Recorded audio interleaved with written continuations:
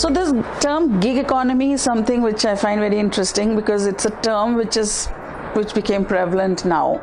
But frankly, I consider myself from the old world, and therefore even in that time this concept of having various types of employees on board existed.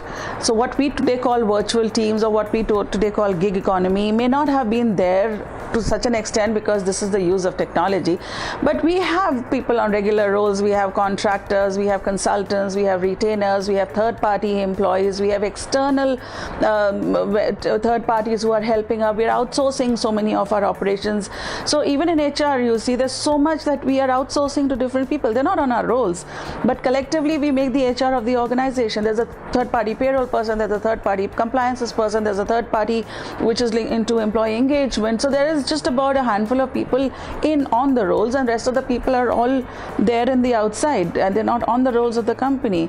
Gig economy is basically when you work in teams where people are not on board with you, yet they are participating in your company's operations.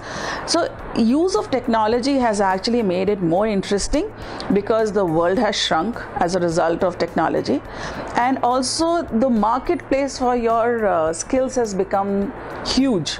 So also today, generations like yours, you can take the benefit of the best in the world without actually owning anything. So you can use the best car through Uber, you can stay in the best homes using Airbnb, you can work in the best office spaces through the various social and co-working sites. You can rent the best dress without actually buying one. So the world has shrunk. You don't need to own anything, yet you can make the best use of the facilities. There are some very interesting sites called Feastly, where if you're a very good cook, you can make your cooking skills available even if you are actually working in another corporate, but in your free time you can actually go and cook for somebody.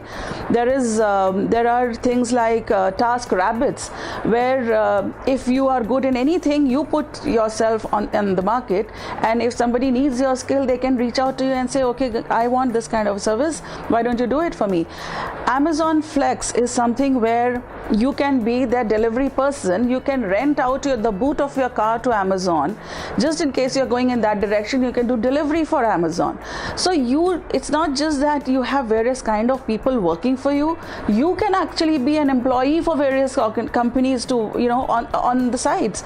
And this whole thing that we have about exclusivity of engagement, these concepts will become very blur, because you will say, if I'm going in that direction, why can't I give this person a lift, and therefore why can't I be charging for it? And if I have the boot space of my car empty, why can't I rent it out to Amazon Flex, and Amazon pays me for that?